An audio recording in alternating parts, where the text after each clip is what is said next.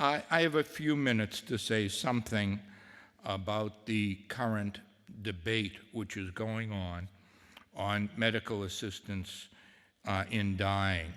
There is a committee hearings that have started already, going on in the next couple of weeks, because both Quebec and the federal government are obliged to pass legislation concerning expanding medical assistance in dying, which is what is called euthanasia and assisted suicide elsewhere in the world, to include people who have a mental disorder as the sole reason for wanting to end their life by MAID, or medical assistance in dying. Actually, Quebec committee on this topic recommended against this, and in so doing, they cited testimony by Georgia, who at that committee hearing said that I wouldn't be alive if we had medical assistance for dying for people who have a mental disorder, because I had no hope, and I had gone through 20 years of treatments, and here I am alive and happy to be alive. And and they cited her quotes in that decision. We still don't know what the Quebec government will vote when it goes to Parliament, and we don't know what the federal government will vote, though everyone is saying that they're going to expand it, that most people feel that. We live in a society that emphasizes individual freedom to choose to live as we please. We're lucky to have lots of choices in life, and our laws and our culture emphasize respect for autonomous choice, including the right to make poor choices. We can choose to smoke cigarettes if we please, as long as we don't burden other people with our secondhand smoke. We don't endanger others.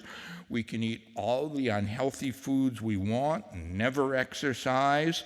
We can even go mountain climbing without having any instructions on how to do it or having the right equipment. We have free to choose to do things which are not for our own good, and as long as we're not hurting others in the course of doing so. However, society does impose some limits to protect us from making decisions that are dangerous to ourselves and others. There are laws against drunk driving, primarily to protect others from being harmed. But in Canada, I have to wear a motorcycle helmet when riding a motorcycle, and you have to wear a seatbelt in a car, and you're not free to choose not to do that. You're being protected against making poor decisions for your own well-being, and you have to follow those laws whether you like it or not, or there's consequences. Some people say that we must respect rational decision-making and not irrational decision-making. I don't believe that the most important decisions that human beings make are rational. When we decide who we're going to marry, do we list all the person's good qualities and all their slight defects and make a rational decision? When we buy a car, do we buy the most fuel-efficient, dependable, or do we buy that nice SUV and we pay a little extra to get it, the color we want? Most human decision-making are not rational, and it doesn't make sense to say that people's decision-making when they're suffering and want to die somehow get more rational. In fact, the research shows that when you're experiencing suffering, it's not the time to make a big decision. You become less rational. So, I don't go for that distinction. At the current time, Canada has the most liberal access to medical assistance in dying in the world. Everywhere else in the world where medical assistance in dying, euthanasia, assisted suicide, same thing, are legalized, there is an obligation for the persons approving death as a treatment of the suffering, to end your suffering, there's their obligation that they deny using death as a treatment when they believe there are other treatments available that could alleviate your suffering so that you would no longer want to end your life. Canada is the only country in the world, and it's the same in the Quebec legislation, where that obligation does not exist. The law states that the physicians consulted must provide information about available treatments, but it is up to the patient to decide if that treatment is acceptable for that person. And if the doctor says there's a treatment, I can give you some pain medication, I can maybe try to treat your depression, maybe you're lonely and we can get you involved with some social support and see if you still want to end your life. If the person says, no, I don't want that. If you're in the Netherlands, the most liberal country in the world in terms of access to MAID, the doctor said, you don't have to try the treatment I want, that's your choice. But I'm not going to end your life unless you do that, because in this country, death is not a substitute for treatment, whether you like it or not. And in Canada, anyone who says, well, I don't like the treatment, the doctors are legally obligated to end that person's life. So we have tremendous emphasis on autonomy. And the question before Parliament in Quebec coming up, they might wait until after the election if they can, but who knows. And in Canada, there's a parliamentary committee right now that's holding hearings, is should people who are not suffering from a physical illness as motivating their desire to end their life, but are only suffering from a mental illness, should have access to death as a treatment to end their suffering. And I contend that people with mental disorders are a vulnerable population who need special protection, that their condition can compromise their ability to make the best decisions for themselves, and the decision to die is irreversible. When it comes to ending people's lives, we are obliged to bend over backwards to make certain this is the right decision. I mean, if we can require people to wear a helmet or seat belts when they're totally competent and their decision-making is considered to be competent, then someone who has depression, which makes things seem very dismal, or someone who has a serious mental health problem, who may not experience reality the same as others, or someone who is suffering and is so suffering that they can't see the light at the end of the tunnel or see a way out of the suffering at the moment, even though their doctor says, well, maybe we should treat this. That those people shouldn't be able to just say, I don't want that treatment, just kill me. And that's the current case for people who have a physical illness now, even people with a physical illness, and have that criteria in other countries. And it's interesting that about 40% of all requests for medical assistance in dying by people who mostly have cancer are refused in countries like the Netherlands because the doctor feels that even though they have a terminal illness, their suffering or their concern for their dignity in the last days can be treated by appropriate interventions. And the doctors always say, look, try this. This can help. And come back to me anytime if it doesn't work. I'm not denying it. I'm just saying this might help. And almost none of those people come back and say, I still want to die after they try these suggested treatments. Now, at the current time, we hospitalize people because we have mental health laws that allow people to be hospitalized. And originally, the main criteria for this was dangerousness. People who are a danger to themselves or others. And dangerousness as a criteria for hospitalization has been criticized because it's not so easy to figure out who's dangerous or who's not dangerous, and dangerousness fluctuates over time. So currently, jurisprudence and mental health criteria tend to focus on competency.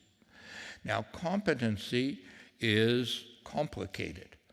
And in the old days, back 50 years, we'd say, you're incompetent or you're competent. Nowadays, we make decisions about lack of competency in terms of specific areas. Like, this person is not competent to handle their finances, but they can still vote, they can still make other decisions. Or this person is not competent to make treatment decisions, and in a short term, these judgments can usually be made by a physician, but for anything longer, there needs to be some intervention by the courts. So, we're going to have a problem. It's already happening. There are cases in Canada where someone attempts suicide. They come to the ER and they say, I want medical assistance in dying. I have a problem, a physical problem somewhere, which it doesn't seem to be imminently life-threatening. And if a mental illness is a good justification, they could be taken to the ER for their suicide attempt and says, I have interminable suffering. It's not possible to determine who will suffer from a mental illness for the rest of their lives and who will recuperate and be happy to be alive. I say this based upon the empirical evidence. I challenge you to find me a single piece of research which shows that physicians, psychiatrists, or others can predict the future course of a mental illness. In fact, the research shows that 50 to 60% of persons with depression or anxiety who receive no treatment at all will recover. 25% of people with substance use disorders will have unassisted recovery with no treatment. Even the most severe mental illnesses, such as schizophrenia, have increases and decreases in symptoms that are unpredictable. A review by Bellac concluded that 50% of people with schizophrenia meet objective criteria for recovery for significant periods during their lives, And the older people get, the more frequent and long those periods without noticeable symptoms. If it were possible to distinguish between the very few persons with a mental illness who are destined to suffer interminably from those whose suffering is treatable, it would be inhumane to deny them access to medical assistance in dying. But research reveals that psychiatric professionals are incapable of accurately predicting the future course of a mental illness. And I challenge anyone to show me any data to the contrary, convincing data. Any attempt at identifying who should have access to MAID because of interminable debilitating symptoms will inevitably lead to false positives. That means that you're going to say that a certain number of people are going to suffer for the rest of their lives who, if they went on to live with or without treatment, would be happy to be alive sometime down the road. How many people can we accept to die needlessly because of inaccuracies in our ability to determine who will suffer forever and who will recover? How many of those are we willing to tolerate? How many people are we willing to see die like that?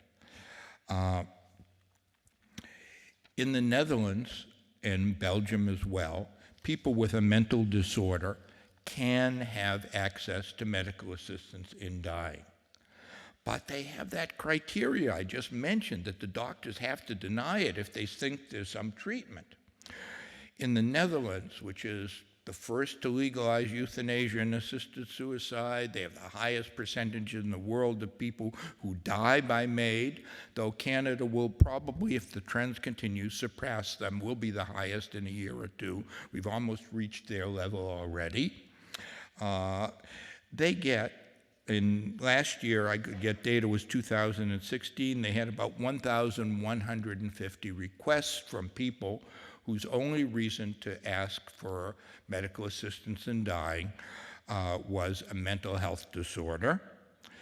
Of the 1,150, they were all evaluated by 2 psychiatrists, and they determined their whole history of treatment, a long process, often taking months, and they granted it to between 60 and 70 people.